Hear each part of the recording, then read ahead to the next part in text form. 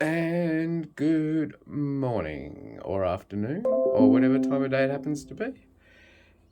Uh, this is part one of a continuing podcast on how to create an outdoor event with permits, with liability, with everything that you will need to do a small outdoor event legitimately. Let's go. What are we waiting for? So, your first and most important thing is your event proposal.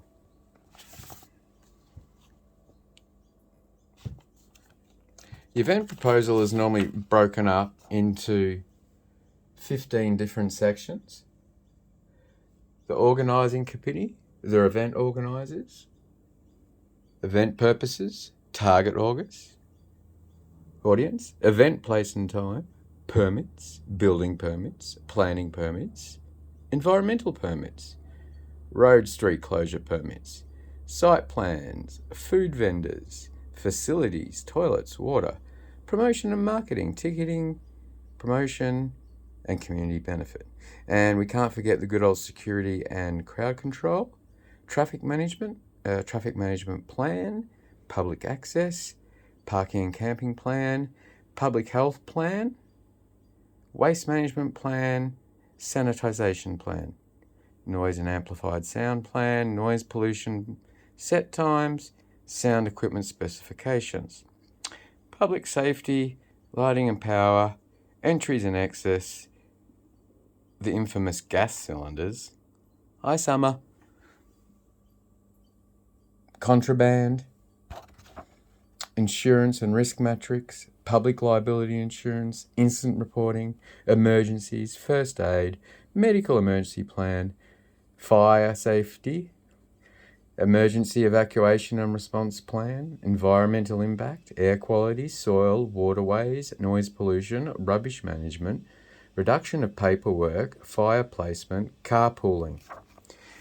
And that's only for a small festival for about 500 people. So imagine what a festival like, let's say, Esoteric, what their documents would look like. I can only imagine that it's a few filing cabinets full. Ah, dear. The most important part is your organising committee. And this is where you declare who the event organisers are, who the area managers are, their names, their titles, and their contacts. Then you have to write up an event purpose. To hold a small-scale music festival celebrating our electronic art forms and lifestyle within the unique context of regional Victoria that brings up and coming Australian artists into the light. We encourage a sense of community, sustainability, movement and play, health, healing, and lifestyle of the arts. Their event will include amplified sound, music, overnight camping, a Sunday dance workshop, and massage workshops. Target audience: mixed gender music enthusiasts aged 18 to 60 plus, strictly 18 plus only. Bit of information about your event. Event name, venue type, number of expected, number of comps, number of artists, date, time open to public. Now here we go into your permits. Fortunately, because it was a built site, already had permits and we were building nothing permanent, we had to apply for a Division 2 occupancy permit for a place of public entertainment, or a POPE, and planning a permit, and that was submitted. Environmental health permits, they were sent to the Hepburn Shire. I can show you those. Local law permits, which we had to get. And we also had to notify the RTA of all the roads within 50 kilometres of their event that would be affected by the traffic from their event.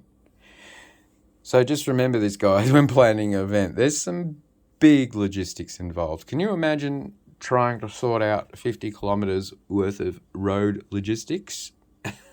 Yeah, got to be done. A site plan is always helpful. See Appendix 15.2, hey? Ooh. And now here we have the site plan, including parking, camping, your dance floor, your stage, your toilets, your generator positions, your fire break lines, your emergency exits. This is their emergency exit plan. Emergency assembly areas.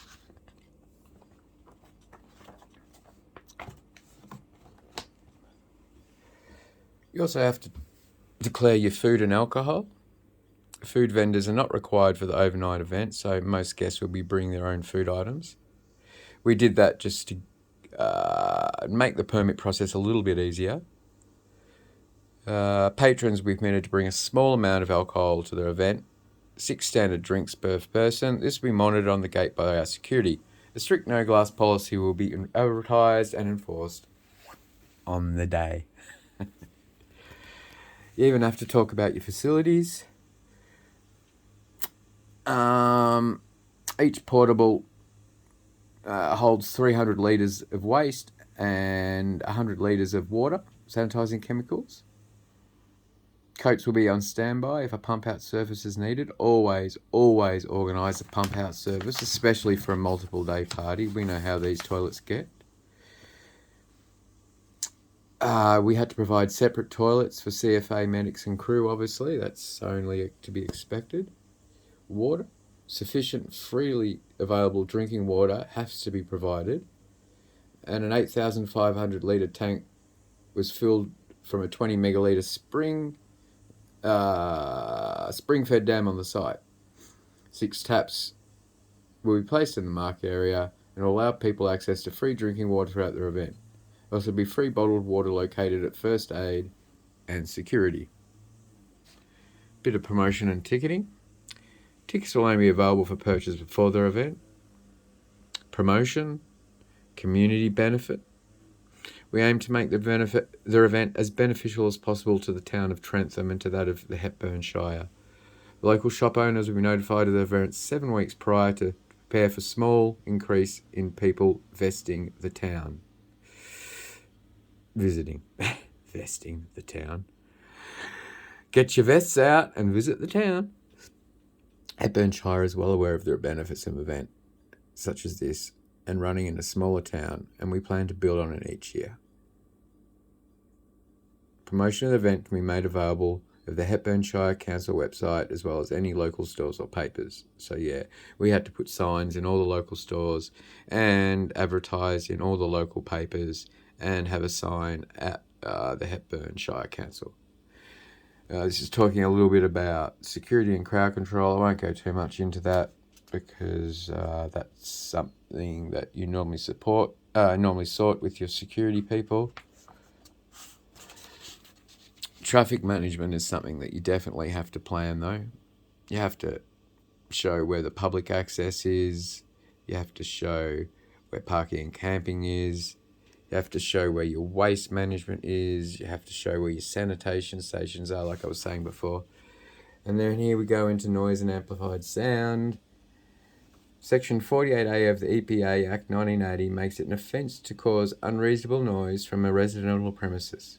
Residential noises may be deemed unreasonable at any time of the day, depending on its volume, intensity and durations, and the time, place and other circumstances in which it is emitted.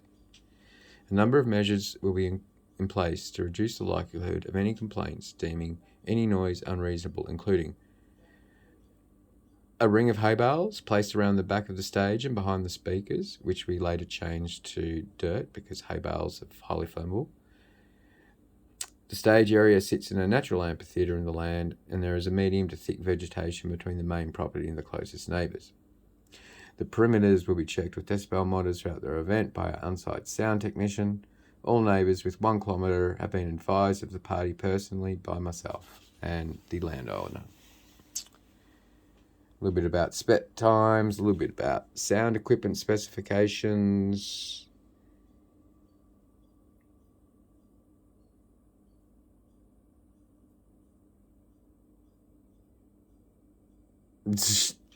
Back when I had the berries. Public safety. You have to talk about how your stage will be powered. You have to have an on-site electrician. You have to have emergency exits and entries. You have to have public liability. You have to have your risk management plan. You have to have your incident reporting. You have to have your first aid reporting. You have to have your emergency coordination centre. You have to have your medical emergency plan and your fire safety plan. Not to mention your environmental impact plan, which includes air quality, soil, waterways, noise pollution, rubbish management, reduction of paperwork, fire placement, carpooling, staff meetings.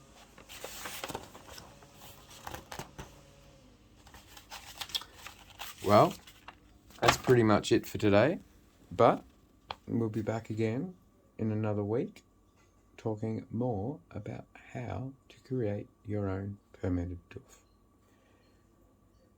Regididge 2023. See ya.